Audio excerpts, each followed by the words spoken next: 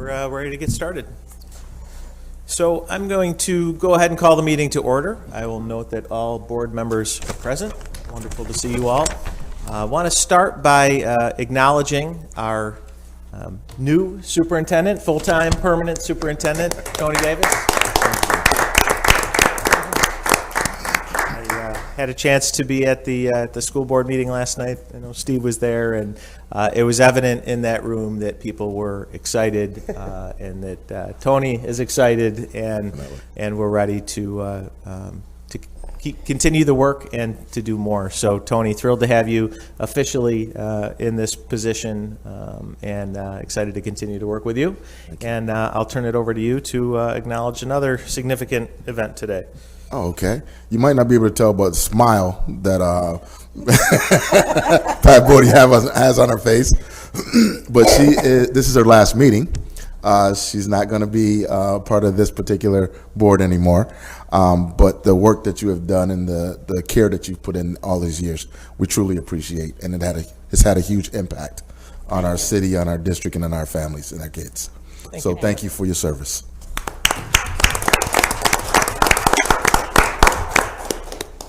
All right. With that, there is business to do, so we'll get on with it. We'll move first to the acceptance of the November 17th, 2022 minutes. I'll entertain a motion. Any further discussion? All in favor? Aye. Opposed? Carried. Next, we'll go to our report from the secretary. Good morning, Joe. Yes. Good morning, Mayor and board members. Well, I was going to make a note to mention Patricia Bodie. It's been my pleasure working with you since the very beginning of JSCB. Yes, very beginning. Very beginning. Right. Time flies, and we've accomplished a lot. So Yeah. Thank you. thank you. Thank you. And that, following up on the next steps, we're going to welcome a new board member in January. Yes. There's a communication from the superintendent in your packet. I apologize, her name escaped me for the moment. Tamika Barnett. Tamika Barnett. So we'll look forward to welcoming her to the board. In addition, in the packet is the proposed 2023 board meeting schedule, which I had circulated earlier, and no objections. We will proceed with that as the official schedule. Good. There's always problems with board meetings all over, but, you know. Well, we can always change. If something comes up, we can be flexible. So this just gets us started. And finally, as I noted in my email communication, the mediation over the Elms-Clary project was not successful, unfortunately. So now we'll just proceed to deal with it through the contracting process. And as the situation unfolds, we can have an executive session maybe next month with our outside counsel if any decisions need to be made. But at the moment, no decisions need to be made. Understood. Thanks, Joe. Thank you. All set? That's my report. Yep. Okay, very good. All right, let's move on to our program manager report, and welcome up Chris. Morning. Morning, everybody. So just want to report out a little bit where we are. Underneath starting at upper left under project budget and approval status, happy to report out that we got 5 final payments that will be processed today as part of the meeting and the approval. They're listed there. I won't read every one of them to you, but we're chipping away at that. In terms of project closeout on tranche 1, we're down to, we got 2 final payments remaining there that we'll hope to bring to you hopefully in the January meeting. For those, and in terms of final cost reports, we got 5 out of the 7 final cost reports have been submitted to the state for their review and approval, and have 2 more that are under review at the moment for Huntington and Fowler that we'll get through those and get those submitted as well. So that'll be tidy up in terms of tranche 1. In terms of tranche 2, we got about 8 payments left. We're going to be working through those over the next quarter here to get those final payments. The buildings that they're related to are listed there. And in terms of final cost reports, we don't have any submitted as of yet, but we're developing those final reports for the tranche 2 schools that will then be submitted to the state for review and approval. Any questions on any of those? Okay. Underneath our construction update, the concession building, we still got to get that financially closed. A change order there that I've got to dig into that one a little bit and find out. That one seems to have been at the same status here for the past couple months in terms of why we're not getting I know one of the reasons, but we got to figure out where we are with getting that ground out so we can get that closed.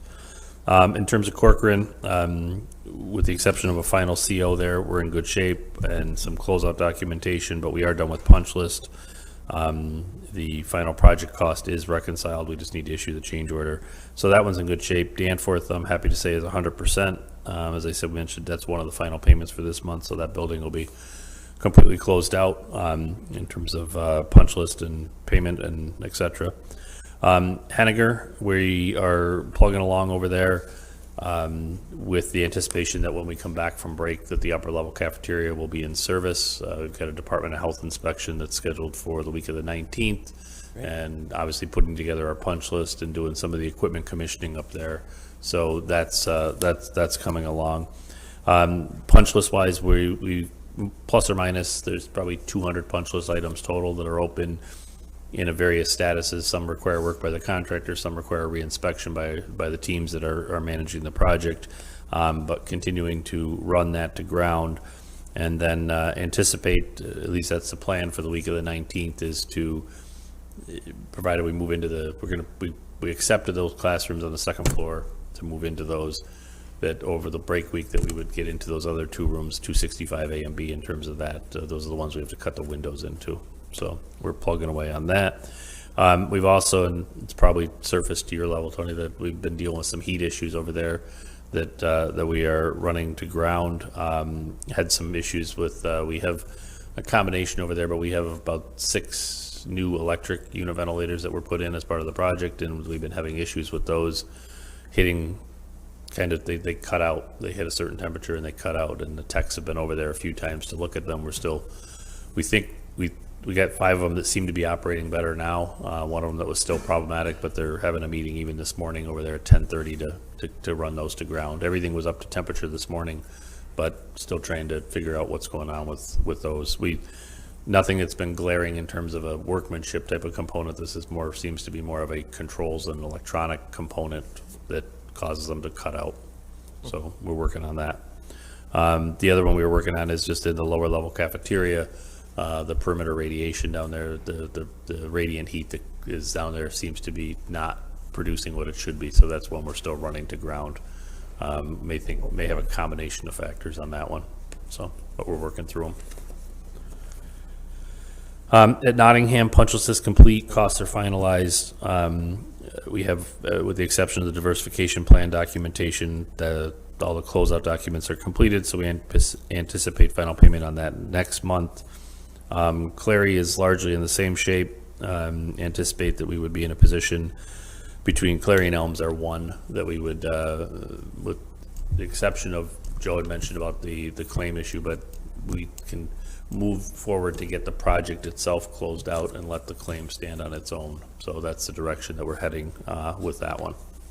So beyond that, just in terms of critical issues, I think the only one that we're just continue to focus on is just grinding through the documentation and issuance of final change orders to the state, so that we get all those on file over there to allow us to put the cost reports in. So that's about it. Questions? How cold does Henniger get? Those rooms that were problematic were dipping down into the 60s, like 62, 63, because it would start to heat and then it would trip, and if it tripped in the middle of the night, then it would, the temperature in the room obviously would drop. So, but we're trying to figure out why it's doing that, why it trips off. Did we boil it down to a certain area? Because I know it was switching out at some point where some rooms were hot, some rooms were cold. Well, I think there may have been of the rooms with the UVs or other rooms. I know we've had some other issues that were balance related. We had an issue in the main office where a damper was tripped inadvertently and was preventing heat flow from there. So I know that the 6 rooms, I can tell you that this morning they were up to temperature. And I don't know, Tom, if you have any other of current There's status. 3 rooms that have really given us trouble, and then, there's a gap in the, I think, near the main office that was sucking cold air, and we're dealing with that, and there were some real issues. We've been between the contractor, facilities, and Dean's been over there every morning. Are we gonna close that wall? Where that gap was, are we gonna close that? I think my understanding, and Sean, correct me if I'm wrong, but I think it was built the way it was shown, but I think we need to make an amendment to that. Yes. Yes. Thank you. Good answer. Yes is the right answer. That's the right answer. Yes is the right answer, okay. So all of this is gonna be, it says, they can put occupancy in at the end of December, so that's gonna be done by the end of December? For the upper level cafeteria, we're Okay. gonna occupy that after break, yeah. So Superintendent, my understanding then is that the lower level of the cafeteria is the one that's being used, and that's the one that's sometimes 62 degrees? No, they're using upper also, but they're not cooking upstairs. The cafeteria itself can be used So for the seating. rooms, the 3 rooms that are at 60 sometimes, are we using them? We are. But Yeah, yes. Yes. But we've added, right. I'm sorry, what? We added electric heaters to the rooms yesterday, my staff did. So is it warm enough for the kids? Yeah, and there was one room yesterday that wasn't warm up enough, so they didn't use that room yet. Okay. So we're adjusting when those rooms aren't. Right, we're working with the principal and with Assistant Superintendent Jennings has been helping. Yeah, and I can't speak to temperature in that lower level cafeteria. I just know that there was a concern that they have the fin tube radiation that runs around the perimeter, that the temperature of that loop was not as warm as it should be. But I can't speak to the space temp down there, because you have other sources of heat down there. That's, the radiation runs along the perimeter, on the outside perimeter. So- And this tube, are you working on it so that it'll warm up a lot? Yeah, it's been vetting out whether it's construction or something else that construction may have contributed to. So it's been, so there was some valves over there that there was some question as to, was the valve in the correct position for the flow of what was there? So we've been working through that. This is for the radiant heat? Yes, Yeah, is that a floor-based heat or wall-based or what? that's on the wall. Yeah, no, we don't have the in slab there. So then, Chris, is it my understanding that have you all identified the possible issue, or are you still trying to identify it? I think we've identified, and I don't want to misspeak, but I think we've identified largely, with the exception of these electric unit ventilators, which seems to be something internal to their controls as to why they've been doing that. So, I mean, a majority of your heat over there is all hot water fed, and these are electric unit ventilators. Again, I can't speak specifically. I think it had to do with locations of where they were as to why those were electric.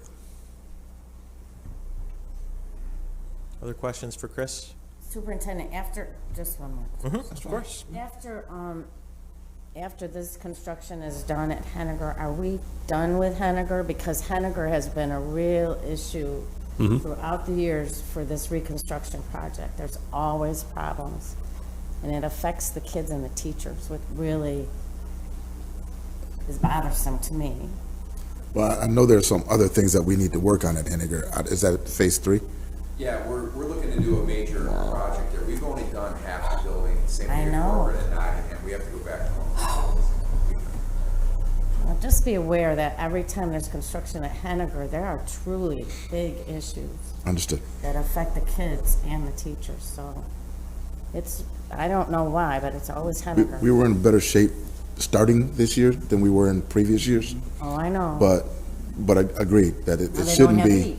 it shouldn't be a Fair. disruption every year, you're right. Right, okay. Question on the electric units. Were those put in there as a saver to not have to send radiation into that space? Was it a lower cost fix as opposed to running hot water through to those spaces? Yeah, I can't answer that question. I can find out for you as to why it was not I mean, the majority of the building is not that. Right. So I don't know whether it was a matter of having the ability to get supply and return piping to that particular space. Tom, I don't know if you can answer that. I'd have to see what the I'm not sure design. either. I have to check. As a general rule, we try to avoid Right. We try to avoid electric heat, and we try to avoid unit ventilators wherever we can. Now, sometimes we can't. I could find out for you. It would, Yeah, it I'd be would, curious. I mean, I'm just, hindsight's 20/20, and in future projects, we may want to avoid that kind of activity. yeah. No, we could talk to the designer, the mechanical engineer, and ask for the why of it. So, Right. and I could report out on that one as to the why. Great, thanks. So, Anything else for Chris? Okay. Happy Thank you, Chris. holidays. Yeah, same to you. Thank you, Thanks. same to All right, next up, we'll bring up Donna to go over our financial statement. Morning. Good morning. Okay, thanks, Pat. Okay, you should have your one-page financial summary in front of you. Yep. So some of the highlights for the month were, we had a QSCB subsidy payment that was received and transferred to the district. We also had interest earnings, and included in this financial summary is the September and October payments that were approved at September and October, and also we ended the month with $16.5 million in cash and $100 million in fund balance. So if you look at the cash inflows boxes, you'll see in the month column, the current month's activity does include the receipt of the subsidy payment for $361,405 from the federal government, and the interest earnings was $16,054.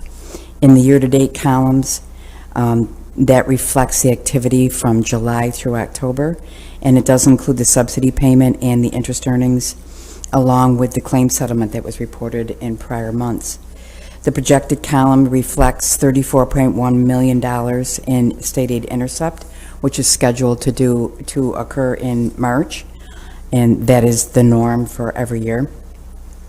We also had the $722,000 in subsidy payment that we're expecting for this year, as well as approximately $84,000 in interest earnings, and of course the Ed Smith claim settlement that we did report in prior months. So we're looking at total projected for the year of $35.2 million of inflows.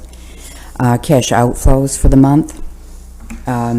The current month's activity is $1.3 million in vendor payments, both construction and incidental, and a subsidy payment transfer out to the district of $361,000. So our year-to-date totals for July through October brings us to $3.3 million in vendor payments and the subsidy payment that was transferred out. The projected column does reflect the projected cash outflows for all of 2023. So we are projecting that between the construction and incidental payments, we're going to pay out about $11.2 million. And our debt service payments are projected at $34.6, and our QSCB subsidy that'll get transferred out to $722,000. So our total projected cash outflows is $46.6 million. And then, so as a cash overview, as I said before, we do have, compared to the September statement, cash did decrease by $1.3 million, which is leaving us with $16.5 million in cash. So the bar graph does provide a visual of the actual cash inflows, and as the mayor so kindly pointed out to me last month, you're seeing it in the dark gray, the actual. We've had color. Thank you, Joe. You got color? No way. I was not expecting keeping that. you guessing, Donna. All right, yep, keeping guessing, okay. So you get to see that the cash inflows in the blue of $420,000, and the projected inflows is $34.8 million, which is in the orange. And the cash outflows, the actual cash outflows is $3.72 million, and in the blue, and the projected cash outflows of $42.8 million in the orange. Sorry, it got me confused. I was like, wow, you guys can see color. Okay, yeah. So that's it. That's my report. Does anybody have questions? Questions for Don? Okay, thank Great. you. Thank you so much. All right, moving right along, looks like we have one resolution to consider, so I'll turn it back over to Joe. Yes, Mayor, we have resolution number 22, which would be our monthly payments to the various contractors. Motion. Second. Any further discussion? All in favor? Aye. Opposed? Carried. Any other business to come before the board? Well, again, I want to take the opportunity to thank you, Pat, for your service, and I have no doubt that you'll continue to serve in different ways in the city, but as you look back on, going back to the beginning of JSCB, $450 million worth of investment under your careful watch is something to be very proud of. So thank you very much for your service. Thank you all for all that you do for our kids. Merry Christmas, Happy Holidays, God bless. Motion to adjourn. Second? All in favor? Aye. Opposed? Carried. Thanks, everybody. To the next.